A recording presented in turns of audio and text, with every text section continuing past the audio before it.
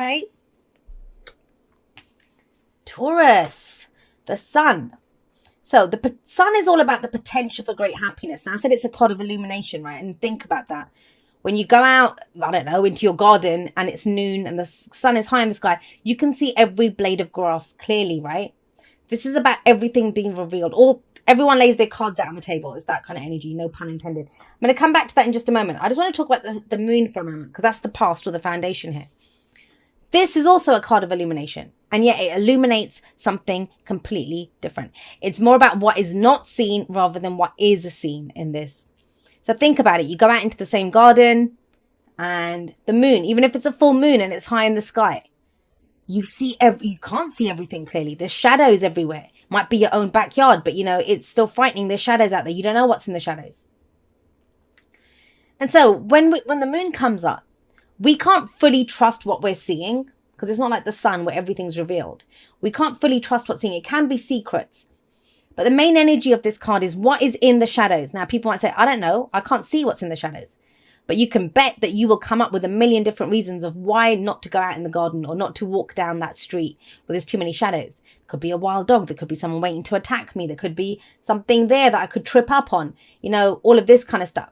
Now, when the moon comes up, we go slowly because we don't see things clearly and we're afraid. This is fears. This is doubts. And so it feels like you've been working through a lot of this coming up as the foundation, right? A lot of shadow work. You might have had to confront a lot of your fears. There may have been secrets that have come up that, have confirmed your fears, or those are what you feared anyway. But there's a shift in that now.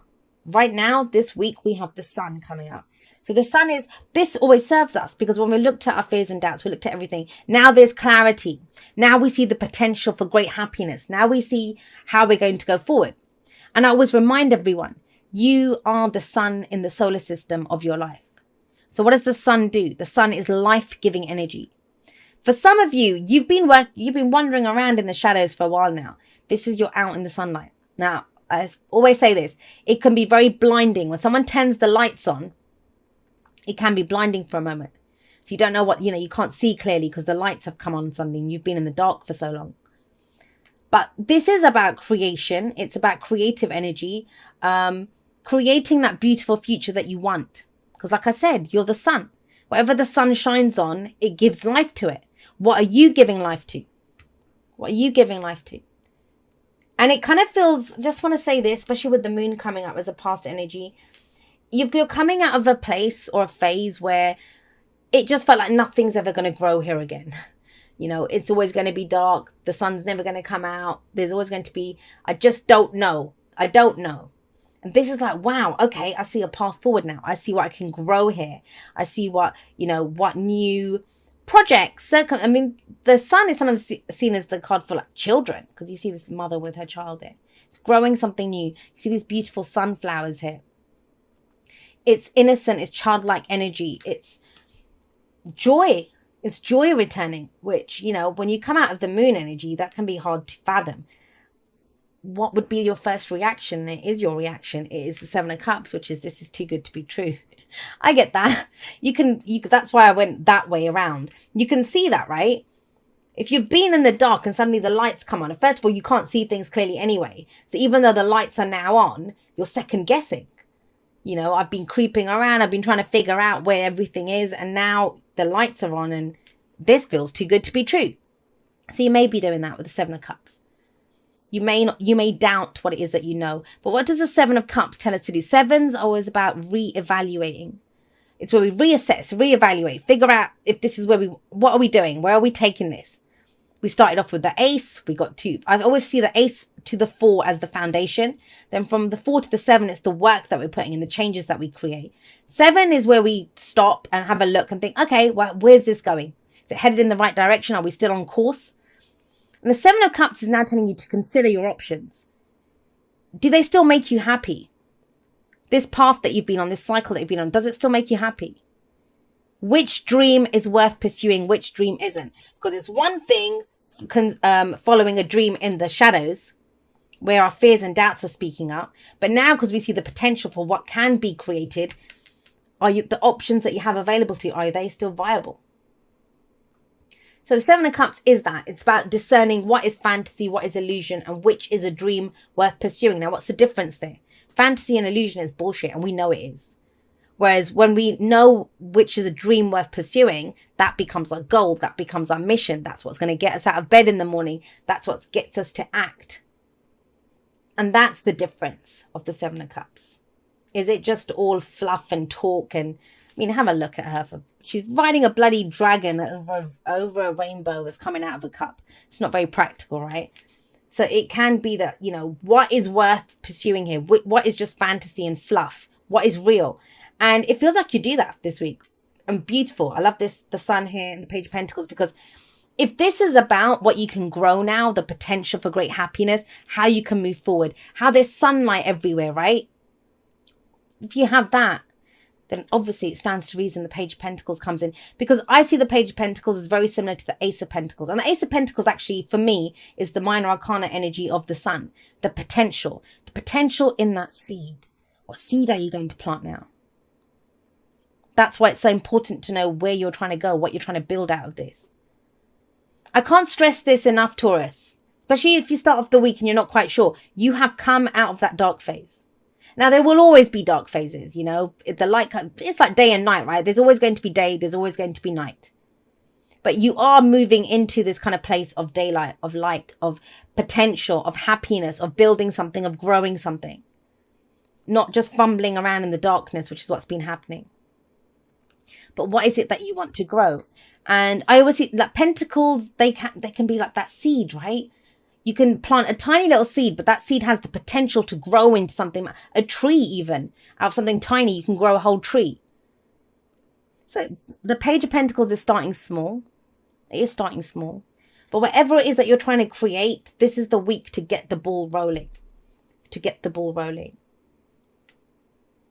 Now, the thing is, when we see the potential, when we realize I want to grow this, I want to create this, the biggest, and I can tell you this as a reader, someone who's been reading for other people since 1996, I can tell you this. It's the biggest pitfall and it's the biggest disservice that I think the tarot does for people too, is when people come to the tarot to get a guarantee. Where is this going? What's going to come of this? That's not the point of this. The point of your reading is, what's your vision? What do you see? What's the potential here that you see?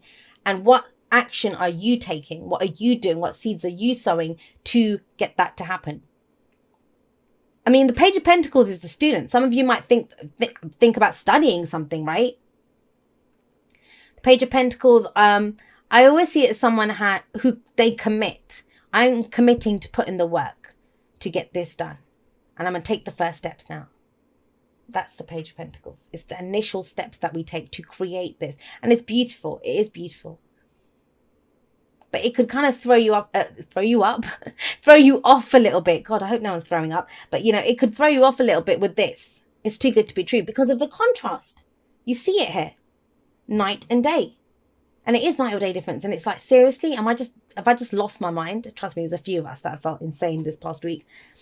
But with the Page of Pentacles come out, you can do something. There's some action that can be taken. Very practical steps.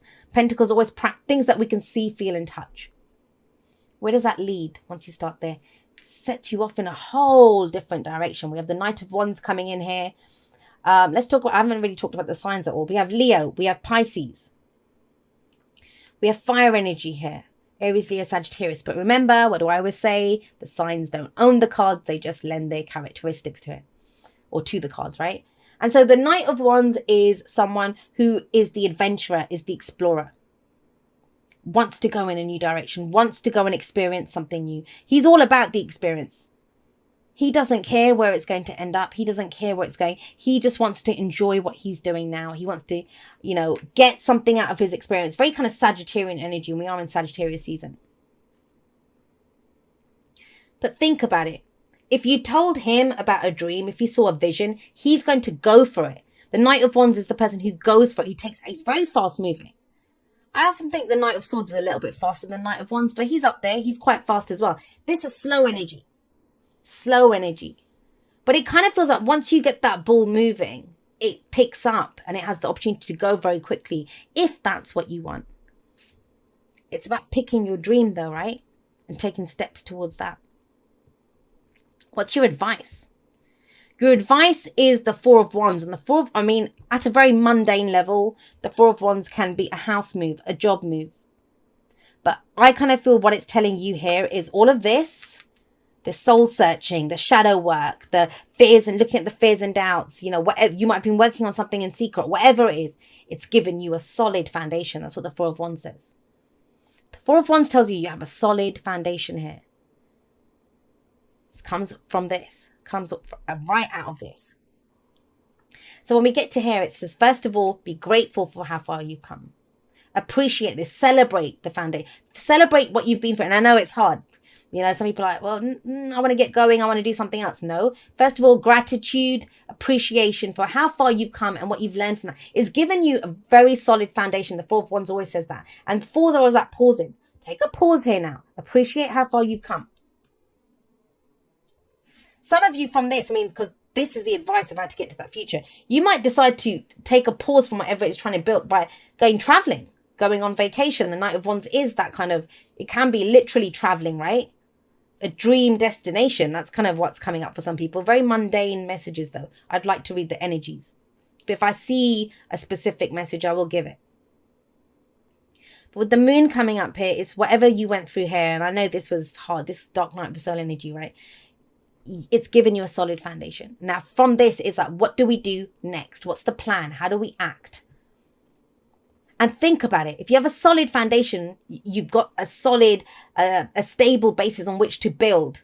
So it doesn't matter so much. Because the problem with the Page and the Knight of Pentacles a little bit, they want guarantees of where they're going. That's why they take a lot of time looking at the fine print, figuring out the details. What next step should I take?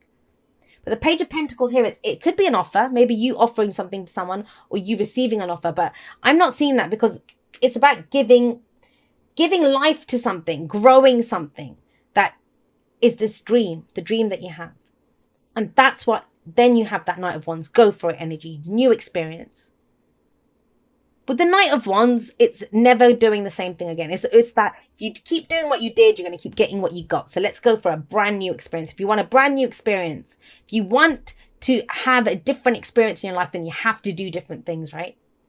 Thank you so much to everyone that's been there with me. Whether this is the first video that you're ever watching of mine, or whether you've been there with me from before YouTube was even a thing in the Aquarian Insight world, because I've had my website for quite a few years now. Some of you followed me on there when that was all that I was doing.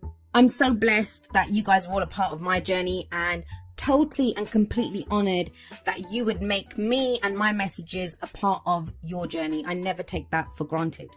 So I love you guys very much. I will see you next time, but that's all for now. Goodbye.